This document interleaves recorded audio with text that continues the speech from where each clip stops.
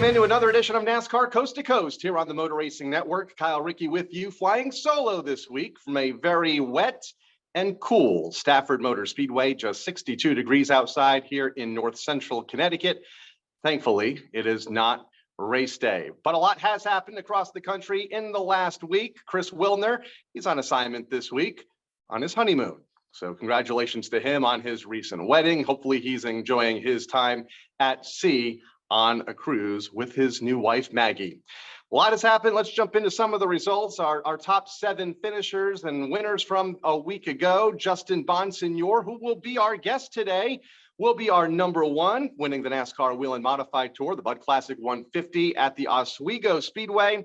Held off a hard charge late in the going from Chuck Hosfeld to pick up his 3rd win of the season.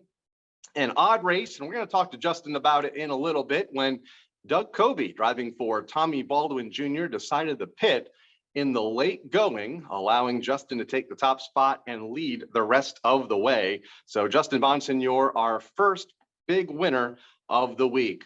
Winner number 2, and again, this was a race that battled Mother Nature as well. Ryan Unzinger won the ARCA Menard Series. Rust-Oleum Automotive finishes 100 at the Decoy Fairgrounds. On Monday afternoon, it was delayed because of rain.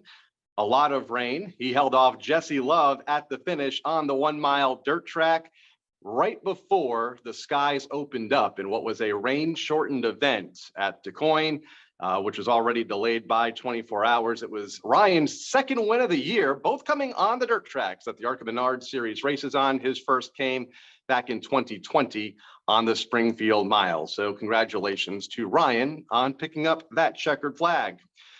For our number 3 winner of the week, we go north of the border. Marc-Antoine Cameron won the WeatherTech 200 at the Canadian Tire Motorsports Park, one of the great road courses of Canada. Held off Kevin Lacroix by a half a second at the finish. It was an incredible run over those final set of corners to pick up his 3rd win of the season. It extends his point lead to 33 over Kevin Lacroix heading into their season finale just a couple of weeks' time at the Delaware Speedway for the NASCAR Pinty Series. So congratulations to Marc-Antoine Cameron, looking to pick up that first championship this season. Winner number 4 for the 2nd week in a row, he makes the list, Ryan Millington. He was the big winner at the Hickory Motor Speedway on Saturday night, winning the 46th running of the Bobby Isaac Memorial for the late models. And once again, he had to hold off the ladies for a 2nd week in a row to win at Hickory. Katie Hedinger finished in the 2nd spot. Isabella Robusto finishing in 3rd. Point leader Landon Huffman finished in 4th as they get set for their championship night on September 17th, about a week and a half from now. So congratulations to Ryan on picking up that prestigious checkered flag there, one of the biggest events of the year at the Hickory Motor Speedway. Moving on to number 5, and it's Peyton Sellers, won both of the 65-lap late model features on championship night at the South Boston Speedway in Virginia this past Saturday. Lane Riggs finished 2nd in both features, which was enough to capture his first track championship. And of course, both Riggs and Sellers are running for this year's Advanced Auto Parts Weekly Series national title, currently 1st and 2nd, separated by less than 10 points heading into the month of December. So pretty cool to have South Boston Speedway represented at the top of the Division I national standings. And they have a new champion this year in Lane Riggs, who now will focus his efforts on picking up that national championship. Number 6 will go to Carson Kvapil, won the Window World 125 late model race midweek a week ago. As we were filming this show last week, it was happening at the North Wilkesboro Speedway in North Carolina, part of the final asphalt weekend for the Racetrack Revival program out North Wilkesboro. Kvapil, who is driving for Junior Motorsports this season on the Cars Tour, continues to lead the late model standings going into their season finale at Tri-County Motor Speedway this weekend. And speaking of Junior Motorsports, Dale Earnhardt Jr. was in the race and finished in the 3rd spot. The final asphalt race at North Wilkesboro, they begin to tear that facility up, and they're going to go dirt racing in the month of October. And rounding out our top 7 winners of the week, Jake Drew won the ARCA Menards West Series race at the Portland Speedway, the Portland 112. This time it was in the dry. Jake picked up his first win of the season back in June in the rain, a race that was shortened because of rain at Portland back in June. This time he was able to hold off Todd Souza by 4 seconds to claim the win, his 4th of the season, and it extends his championship point lead to nearly 50. Just 3 races to go as Jake is looking for this year's championship, driving for Bob Brancati and Sunrise Ford Racing. For our shout outs this week, I have 2. Dale Earnhardt Jr., mentioned him a moment ago, finished 3rd in the Cars Tour race at North Wilkesboro Speedway, has done a fantastic job promoting the racetrack revival program at North Wilkesboro all summer long. The place was sold out, the entire front stretch, also the turn 1 and 2 grandstands that have not been used since the NASCAR Winston Cup Series last race there in 1996. They were also full. So congratulations to Dale Earnhardt Jr., a very successful racetrack revival for the entire team at North Wilkesboro with a big push from Dale Jr. My second shout out goes to Tim DeVos, won his 9th limited late model feature of the season at the Berlin Raceway in Berlin, Michigan. DeVos is now 1 win away from becoming the all-time win leader at the racetrack, which is currently at 103. DeVos Racing began racing there at Berlin in 1978. So he has had plenty of time to get those 103 wins. So congratulations to all of our race winners this past week from coast to coast and around NASCAR Nation. When we come back, one of those winners will join us, the NASCAR Wheel and Modified Tour winner from Oswego Speedway this Saturday. Justin Bonsignore joins us after the break.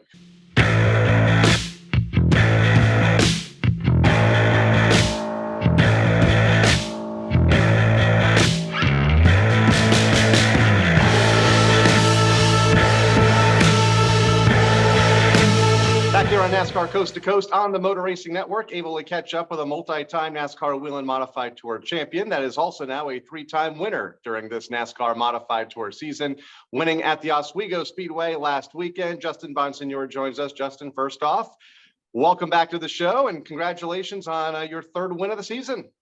Hey guys, thanks for having me back on. Yeah, it's always good when we get to talk to you guys. It means we're doing things right. Absolutely. Let's talk about the race for a moment. Until you took the lead, and we'll talk about that in a moment, but until that point of the race with about 25 laps to go, so say the first 125 laps, how was the car? How was your event going? Yeah, we had a really solid day. Qualified a little further back than we would have liked, but raced our way up to 4th, fell back right to 5th, I believe, right at the pit stops around halfway. Guys had a really solid pit stop, got us out in 2nd. And then from there, we were a little too tight, I think, to contend with Doug. Doug's car seemed to be just a tick better than us. But after 20, 30 laps, we kind of drove away from the rest of the field and had a nice little gap. And, right before that caution came out, we were, most likely going to finish 2nd unless Doug's car fell off a cliff. But we were pretty content with that. I thought that was going to be a good run for us. We've obviously it's been known that we've been kind of up and down this year and struggling a little bit more than we would like. So I was actually pretty happy with the night we were having until that point. And then that caution comes out and seeing him peel off the pit road, I was quite shocked to see that happen. And we had no discussions at all on our radio about coming down pit road at all. So at that point, once you get the lead, you just you have to try and control the race as much as possible. And the last 5, 6 laps, pretty amazing to watch from home. Was it as intense behind the wheel, trying to hold off Chuck there, those final few laps? Yeah, it definitely was. We had 2 restarts, one with Craig and one with my cousin Kyle, and then they were definitely intense. Our car did not fire off very good on the starts for 4 or 5 laps. I just would slide the right front tire and kind of give up the bottom. And I just kept backing my entries up and trying to hold the boilerplate as tight as possible and just protect the exit of the corner and not let them time any runs where they could pull a crossover and have a drag race into the next corner. And then all of a sudden Chuck gets to 2nd. I kind of got held up a little bit with a lap car in 1 and 2, and that let Chuck get closer.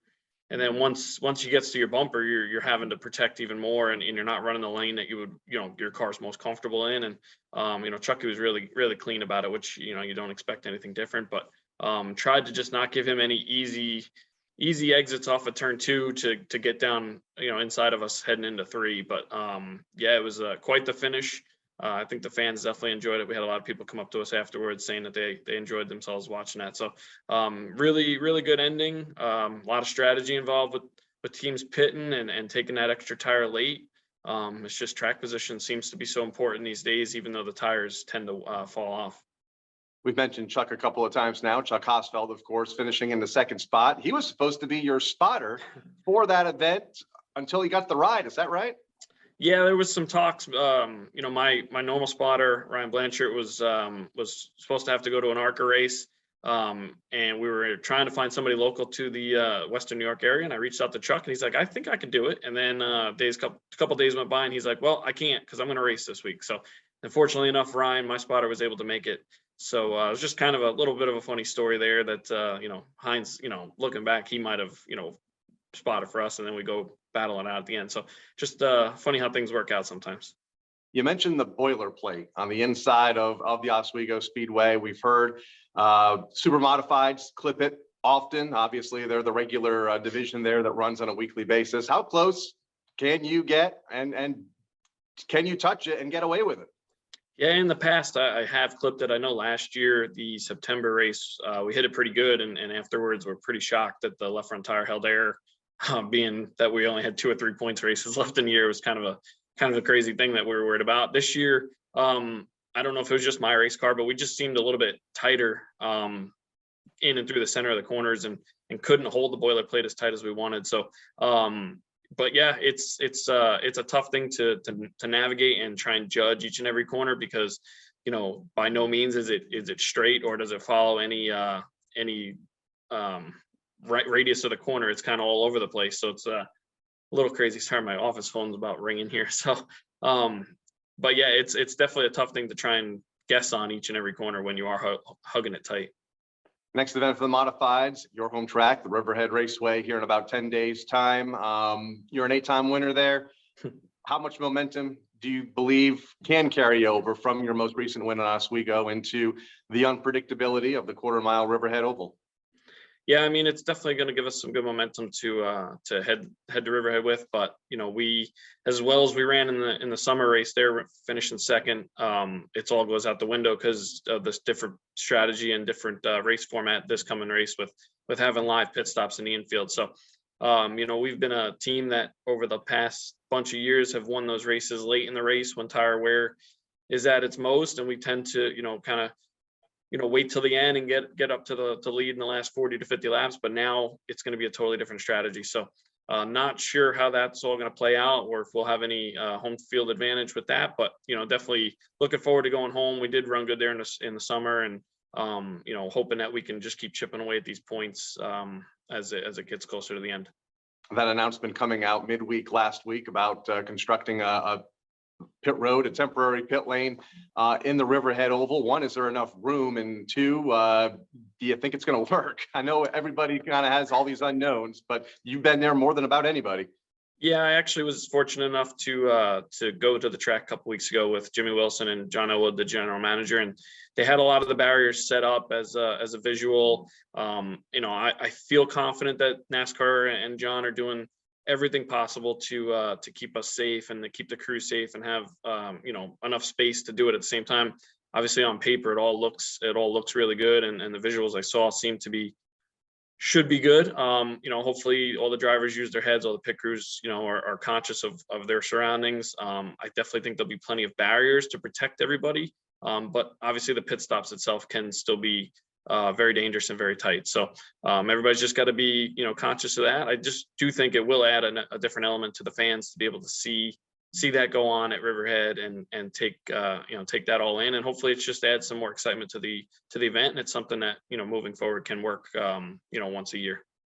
Going to be interesting to watch in about 10 days time next Saturday night. You mentioned it a little bit ago, your up and down years, 6 top 5s, 10 top 10s, but boy, when it came off the rails, it came off in a big way. A couple of finishes outside of the top 25, including a 31st at New Smyrna to start the year. How would you kind of sum up at least the second half of this season when you were able to get things back on track after 2 DNFs in the first 3 races? Yeah, that definitely was a tough start to our year. Nobody gave up, but at the same time, we just kind of struggle with speed at times.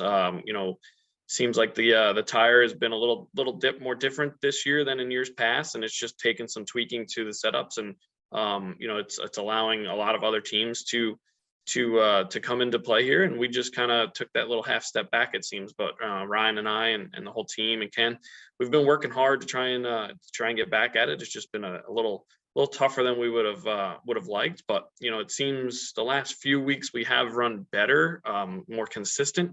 The results might not show that we've been as good, but as we go, I definitely think towards the end of that race, we had a second place car after the pit stop. So, things are trending in the right direction, but it's very tough from week to week. And each track we go to, we're having to tweak on our baseline setups that we've had for the last couple of years. They're just not working as good as we would want it. So, but at the same time, all the other teams have been gunning to, catch up to us for the last bunch of years, and they successfully have, and that's good for the series as well. So we're just going to have to keep working on our end to continue to try and get better. And we got 3 good tracks to end the season with Riverhead, Thompson, and we ran really well at Martinsville last year. So hoping to click off some really good ones. Would love to get another win or 2 if we can, and just see where everything falls. 3 titles in the last 4 years on the NASCAR Wheel and Modified Tour. If you can pull this off the next 3 races, would this be the most gratifying just because of how you started the season? Yeah, I mean, it just would show our perseverance, I guess. But it's going to be tough. We're still way further behind than I would like to, but we're going to 3 really good tracks, and if we could chip away a little more after the next one and keep the pressure on those guys, it'll definitely give us a shot. We've been in this position the last bunch of years. We're, as a team, we're well equipped to handle the pressure, and hopefully we can just go into this with the thought of nothing to lose, and maybe those guys have a little more pressure on them to try and win it. And you never know. But John and Ron have had really good years, especially being that they're with both with brand new teams to both be contending for the championship is quite impressive. But we're definitely in a mindset of we have nothing to lose, and we're just going to go for broke. Final question for you. About 80% into the season now, a little more than that. As the defending champ, your thoughts on the health of the tour, some new tracks this season, so going south a little more, and on Flow Racing every week. That's added a different element. What are your thoughts as somebody that's been in the mix all year for the last, 12 years now? Yeah, been around a long time. Yeah, it's definitely the purses went up with Flow. It seems like the turnout for people watching on Flow has been really good. As one of my employee sons leaving for the day.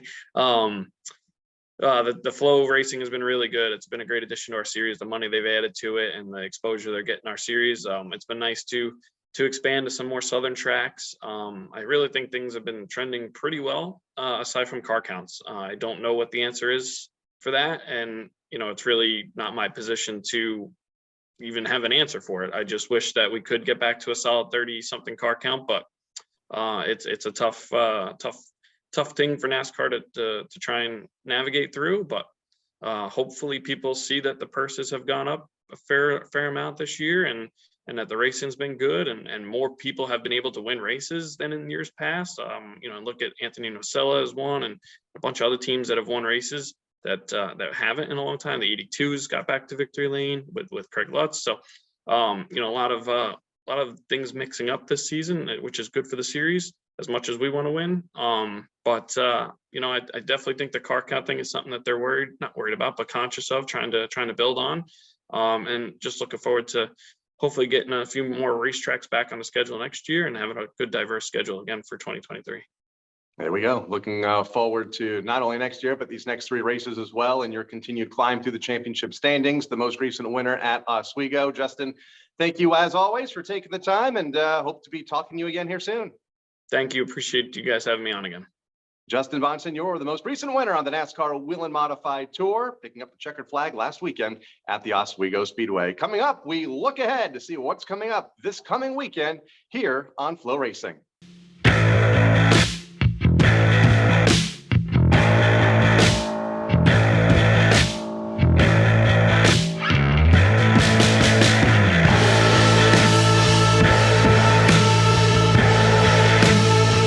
Wrapping up another week of NASCAR Coast to Coast here on the Motor Racing Network. And now it's time to look ahead with our Go with the Flow race weekend calendar. And once again, it is chock full of short track racing across the country. And it begins with the ARCA Menard Series, the Kansas 150 at the Kansas Speedway. MRN will have live coverage beginning at 7 p.m. Eastern Time. Hard to believe, but just 4 races remain on the 2022 ARCA Menard Series calendar. That is this Saturday from Kansas Speedway. Championship night at the Berlin Raceway. We talked about that track in the open of the show. The track's super late model division, the headliner, each and every time they open the gates, very tight among the championship leader, Ryan Holtzlander, who has just an 8-point lead over Brian Toomey. Championship night from Berlin this Saturday night on Flow Racing. Hickory Motor Speedway, they are off this weekend, but we do want to remind you that their championship night is in a week and a half and will conclude the first ever playoff format for the track's late model division. Landon Huffman has a 132-point lead over Annabeth Barnes-Crum. So those two will battle it out in twin features next Saturday night, part of their championship night. That's September 17th. The Seekonk Speedway in Massachusetts will be back in action this Saturday, 3 weeks to go in their season. Dave Darlin looking for yet another Pro Stock championship at the famed Seekonk Oval, has a 26-point lead right now over another series veteran in Michael Brightman. Also this weekend, Stafford Motor Speedway, right behind me, will host the TC13 for the SK Modifieds on Friday night. Championship night on Friday as well from the Thunder Road up in Vermont. Saturday will feature the Smart Tour on the Smart Modified Tour from Orange County Speedway down in North Carolina. Langley Speedway is in action with their weekly race program, as is Florence County Speedway down in the Carolinas as well. So a lot happening this weekend, a lot to choose from when you tune in to Flow Racing Friday, Saturday, or Sunday. So a lot happening, a lot of championship nights, and a lot of champions to be crowned. That'll do it for this edition of NASCAR Coast to Coast. I want to thank Justin Bonsignore for joining us, the most recent winner on the NASCAR Wheel and Modified Tour, looking for his 4th championship, and he is slowly but surely climbing back into that championship fight when the series heads to the Riverhead Raceway in just over a week's time. For producer Alexa Wesselman, I'm Kyle Rickey. We'll see you back here next week on NASCAR Coast to Coast here on the Motor Racing Network.